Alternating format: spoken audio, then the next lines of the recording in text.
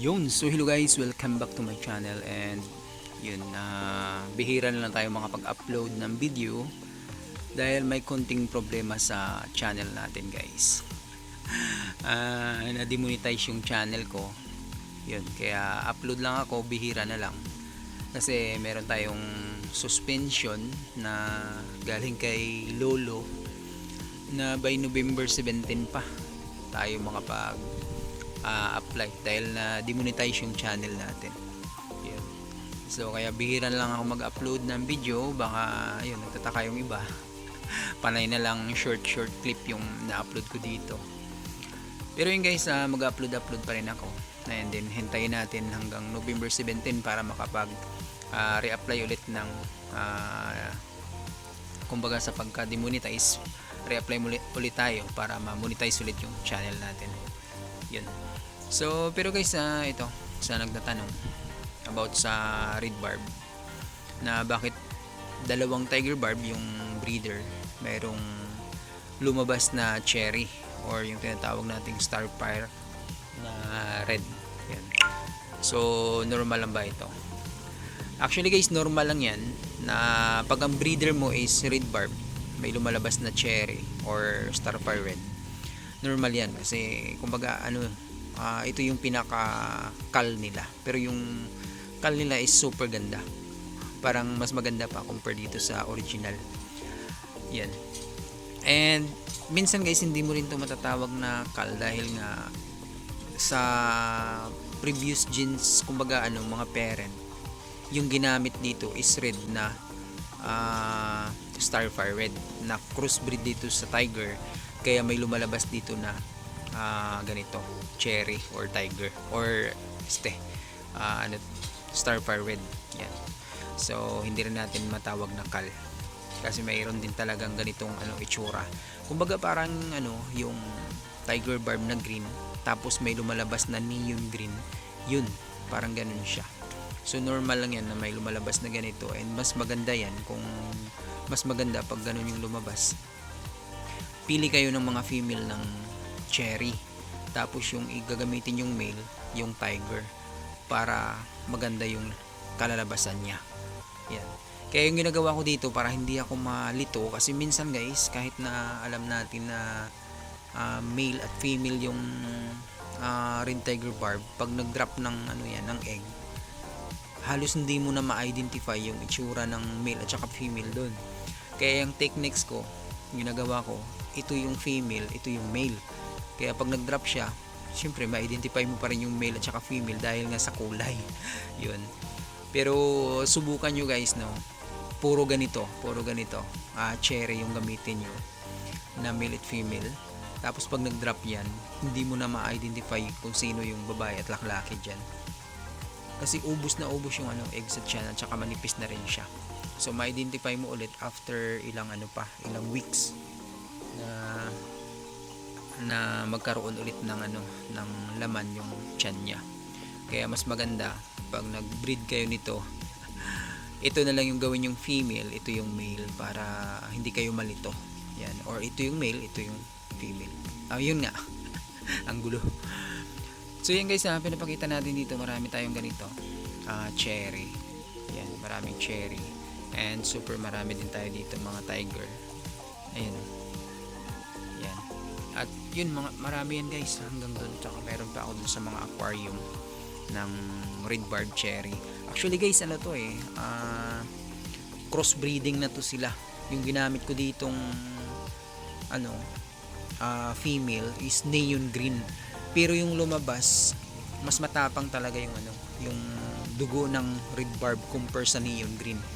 Imagine, ito yung lumabas na solid niya. Andyan pa sa ilalim, marami pa yan dyan. Tapos yung nakita ko dito neon green, ayan konti lang. Ayan. Yan. So konti lang lumabas sa neon green. Ang tapang ng ng dugo ng red barb. Yan. Pero kung magtataka kayo bakit mayroon itong lumabas, kasi nga yung red barb nito is dati yung parent niya, crossbreeding. Yan. So wag na kayo magtataka bakit mayroong lumalabas na ibang kulay. Isipin nyo na lang na dati yung parent niya is na crossbreed sa ibang kulay. Yan. Yan guys, Yan, tapos meron din tiger barb na lumabas dahil nga yung neon green ko na barb is na crossbreeding din to sa tiger sa tiger barb. Yan. At saka meron din tayong albino na lumabas dito. Yan, halo-halo na. May albino rin. Yun.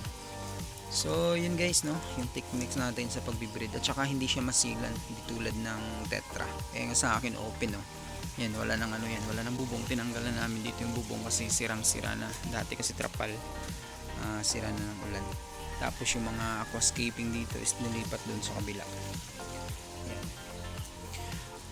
So, mas maganda siya guys i-breed compare sa tetra. Hindi masakit sa ulo at hindi pa ulit-ulit yung sistema. Kasi sa tetra naman kasi every time na magbi-breed ka, mayroon talagang baog. Minsan halos baog. Si red barb guys, mayroong baog pero 20% out of 100. Tapos mapipisayan lahat. Ang bilis lang nila alagaan. Pero mas advisable pa rin na gamitin natin sa pagpapakain dito is BB brine shrimp. Yun yung talagang pinakamaganda. Kasi kumbaga pa lang, fry pa lang sila, hubog na yung katawan nila. Hindi tulad ng fry pa lang, wala na tayong ibibigay na magandang pagkain. Ang hirap nila palakihin. Yan. Parang mga tao pag maliit pa, hindi nabigyan ng magandang pagkain, magandang vitamina kumbaga, mga masustansyang pagkain, matagal din lumaki or malnourished siya. Yan. So ganun din yung isda guys. Fry pa lang, bigyan mo na ng magandang pagkain para within 1 month pwede mo na ma-release. Ito guys, tawag dito August 15 siya na breed. So ngayon September 11 na, ayan magwa 1 month pa lang sila pero pwede na silang i-release kahit tag 10 piso. Ayan. So 1 week pa maganda na yung katawan nito. Ayan, mabilis lang talaga sila palakihin. So sa tetra kasi medyo mahirap, kaya hindi na ako masyado nag-breed ng tetra. At saka na rin kasi sobrang dami ng tetra dito, and then yung nire-release nila is mga breeder, kaya minsan mas iniisip ko na angkat na lang ng mga tetra compare sa mag-breed pa ako na malaki yung gagastusin ko pakain, tapos mag-aantay ka ilang months, tapos pagbagsakan na ng presyo ang baba. Maliit guys, maliit yung money. Kaya ito, dito na lang muna ako mag-stay. And then yun pala guys, marami pala tayo ditong green danyo. Ayan. Yan. So electric green danyo at saka apple green. Meron ako ditong apple green na danyo at saka zebra green na danyo. Marami yan. Tsaka yun, may goldfish ako nilagay. So hindi naman makain yung danyo dyan kasi yung danyo is napakabilis tumakbo. Lumangoy pala. So si goldfish, bagal yan lumangoy guys. Hindi makakain yung danyo. So ganda namin itong danyo ko dito guys. Ito yung yan.